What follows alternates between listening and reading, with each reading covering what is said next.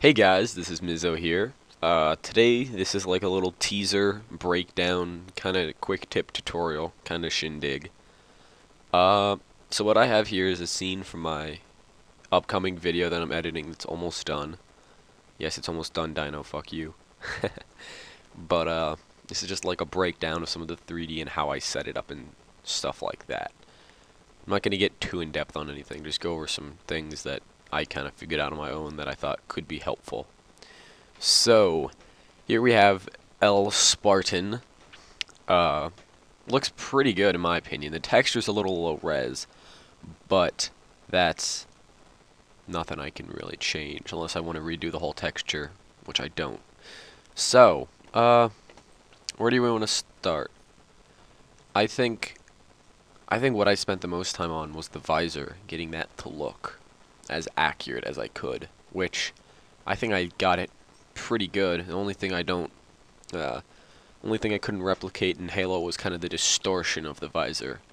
But you can still see it's a little distorted. These lines aren't perfectly straight and such. So, there are two parts to this scene. There's the bullet coming in, and then there's going to be a side view of the bullet hitting and shattering. So, I have it in a couple different scenes, so I could just, render things out faster. Better workflow. So, this scene, really, really basic. I just have a little bullet, a spline, and then a lathe modifier, and then some subdivisions to make it nice. Which, oh yeah, this is, nothing in here is final. This is just kind of, it's going to be pretty damn close, though. So, bullet animated. Really, it's just lit with some ambient light, skylight in V-Ray, and a V-Ray light over here. Because in the scene where I'm putting him, there's a light source coming from back here. So, I mean, it looks like a big light, but I turned down the multiplier to 15 and made it look right. So, I guess the thing I spent the most time on were the materials. Bullet material, it's just kind of like a little metal material with the diffuse, some noise to kind of give it a little bit kind of metally. Set the metal shader, specular glossiness, and then I just added I'll get into that in a minute, but I added the environment reflection map in there. This is my old material, which I kind of have here, just because this is a material I used for the shatter of his visor. I used that to emit the shards. And then this is kind of the main Spartan material. So I was having problems, and what I did was I created two materials, one for the visor, one for the Spartan.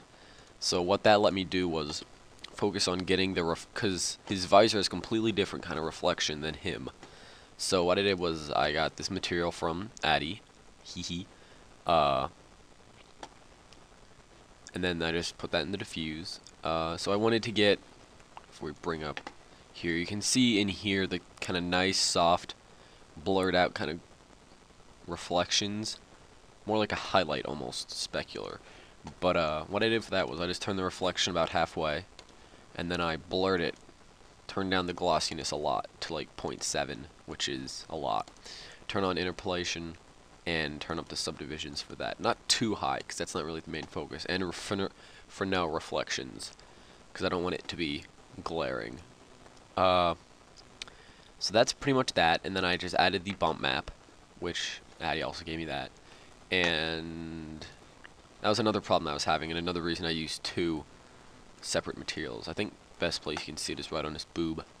You can see kind of a little bumpage in there.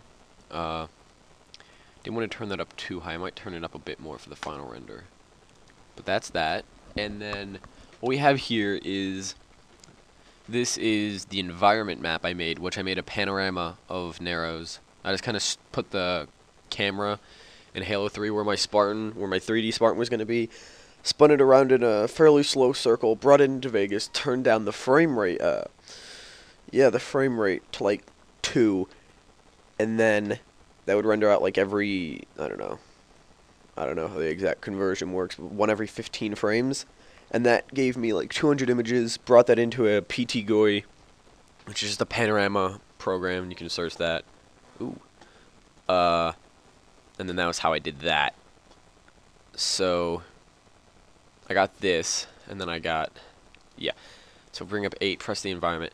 You can see the environment is this image, and I made it black and white because I was getting some weird things with the visor. I didn't want any color in the reflections because it was blue, and it made it a funky green, and I wasn't feeling that.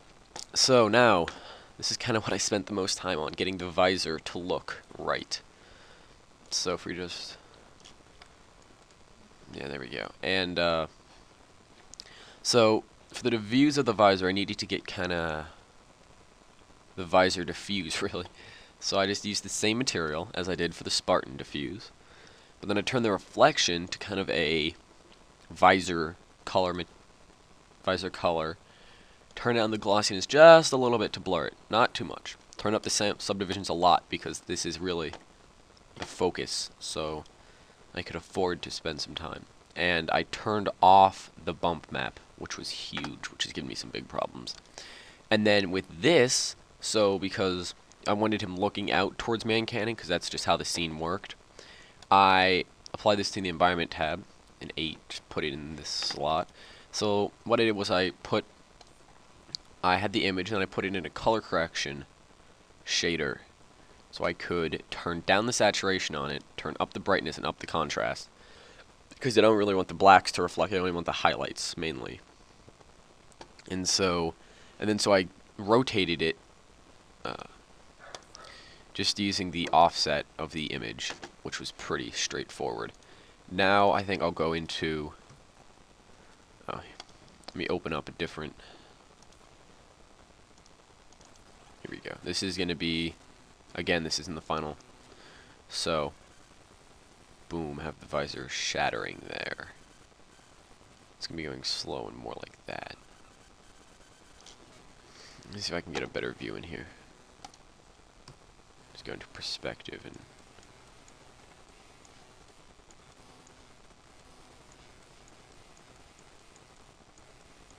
yeah, there we go, that's good. So, how I did this was I took the visor and then I traced with splines some shapes of a picture of a broken window. So what I got was, if you can see up here, I got like this big piece, this big piece, this piece, this piece, and this big ugly middle piece here. So, and then I broke up this big middle piece using Rayfire, so that gave me a bunch of pieces that looked like this. So these pieces are done with Rayfire, and that was animating a ball from within, pulling it out, caused that. And then if you see, we have some other particles in here, and how I did that was I duplicated all these shards that I made with Rayfire. I just put them over here to the side, just to put them over there. Named that shards, and then what I did was I went into particle flow, and I set that to the shape instance. So you see we have two events here, medium shards, small shards. If we turn off medium shards, you can see, I don't know if you guys can see, but there are some really tiny shards. I just wanted to get some nice, like, little tiny specks. And then added just some more shards. So that kind of added to the realism of it. And I wanted to kind of make the shapes random. So I just selected this group and choose, if I didn't choose group members, at every place there'd be a particle, it would put all those. So instead I wanted to sample the group members, so it'd randomly select them. So, that's kind of how I did that. That's kind of quick. I don't know how I'm doing on time. But yeah, that's about that. Nothing too intense. Oh, and to emit them, I used a plane. Let's get in here. I used a plane. If you can see how it's kind of black and white, that is, this is a different project, so I have different materials. That is this shard emitter, which I just use a noise modifier. I mean a noise shader in here. Actually I used a mask, and so it'd just be in the middle. But then I set it so that the particles only emit from the luma values of white. So that's kind of that. I don't know really what the purpose of this was. Hopefully you learned something, and if you have any specific questions about anything I could make a tutorial about, yeah, go ahead. This is Mizzo, and I'm out.